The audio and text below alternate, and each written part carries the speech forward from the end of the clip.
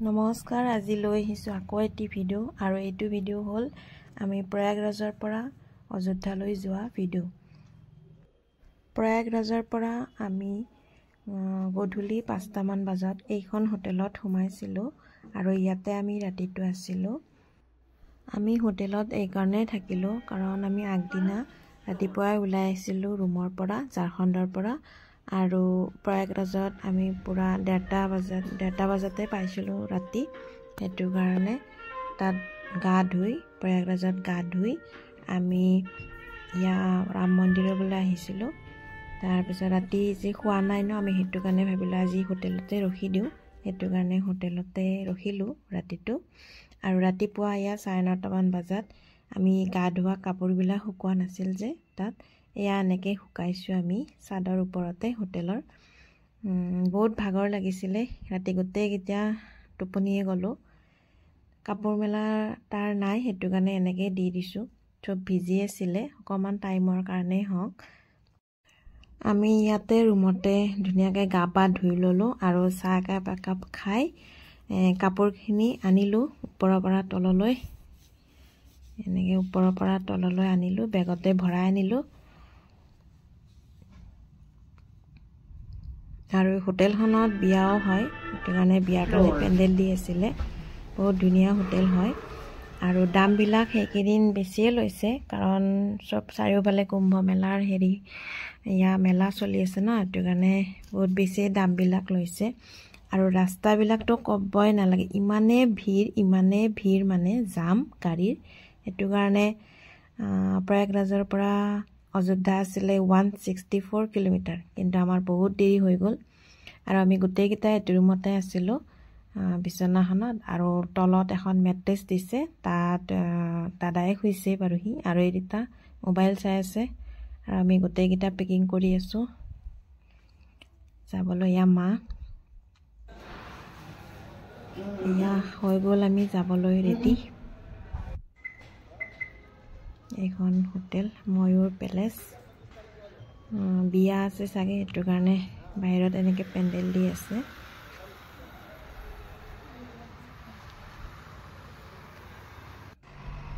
আৰু এতিয়া ওলালোঁ আমি, 9:30মান বাজিয়ে গ'ল, এতিয়া 10টা বাজিলে চাগে ওলোৱালৈ।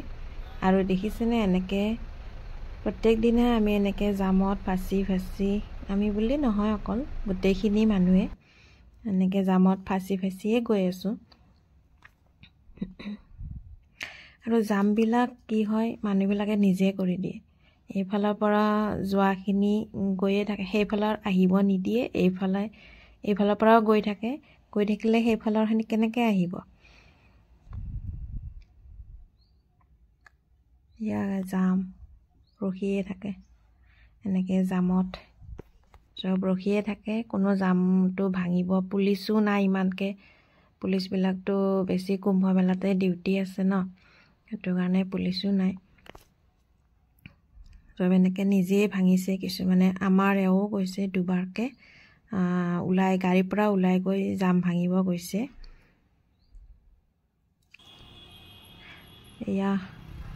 এনেকৈ কিমান ৰখিম আৰু গাড়ীত, তাকে বাহিৰতে আহি অকণমান ভিডিঅ' বনাই দিলোঁ।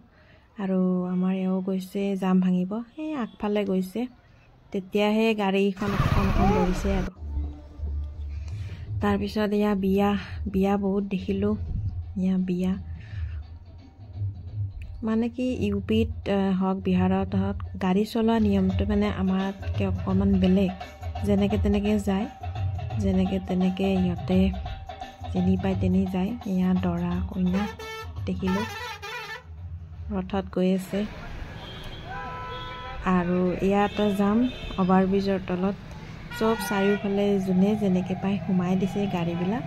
তাৰপিছত কোনো ক'তো লৰাব পৰা নাই, সেইটো কাৰণে আমাৰ এওঁ গৈ পূৰা ধমকি কেইটামান দি আহি মানে ট্ৰেফিক পুলিচো হ'ব লাগিছে আৰু তাত। আৰু আমি ৰাম মন্দিৰৰ গাড়ী পাৰ্কিং পাই গ'লোঁ। এতিয়া 8:30মান বাজিলে, 10টামানত ওলাই আহিছিলোঁ আমি। 8:30মান বাজিলে আৰু ইয়াতে গাড়ী পাৰ্কিং কৰিম। গাড়ী পাৰ্কিং কৰি 8:30 পৰা খোজকাঢ়িলোঁ, খোজকাঢ়িয়ে আছোঁ।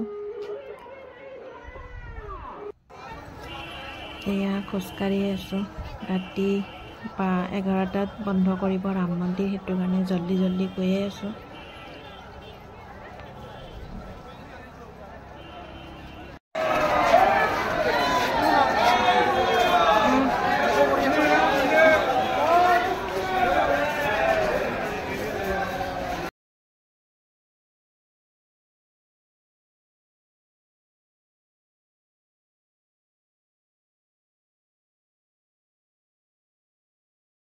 আৰু এয়া আমি খোজকাঢ়ি আছোঁ মন্দিৰটো পাম আৰু মন্দিৰটোতো পালোৱে মানে মূৰ্তিটো দেখিম আৰু অকণমান আছে আৰু এয়া দেখিছেনে ইমান ধুনীয়াকৈ ৰেলিং বনাই দিছে আৰু বহিবলৈও মানে বনাই দিছে আৰু যাতে কাৰো প্ৰব্লেম নহয় কাৰণ বহুত দূৰৰ পৰা লাইন পাতিব লাগিব ৰাতিৰ কাৰণে ভালেই হ'ল দিনত হ'লে আৰু কষ্ট হ'ল হয় ভিৰো বেছি হ'ল হয় এয়া পালোঁ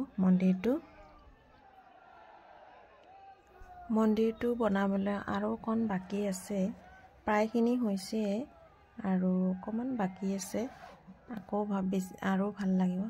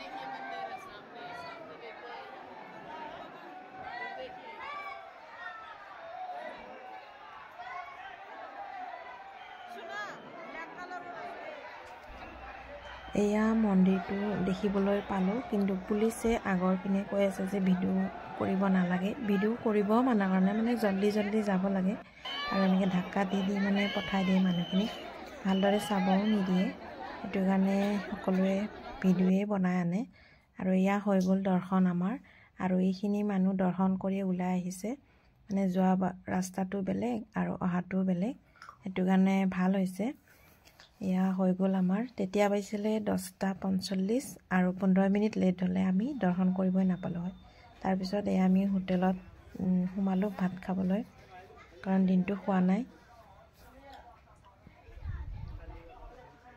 এয়া আমি হোটেলত সোমালোঁ আৰু কোনপিনে ৰাস্তা কোনপিনে কি সকলো পাহৰি যাওঁ গাড়ী ক'ত থৈছোঁ কিমান দূৰত আছে গাড়ীখন আমি মনতে নাই আজি ভিডিঅ'টো চাই কেনে পালে আপোনালোকে জনাব নেক্সট ভিডিঅ'ত আকৌ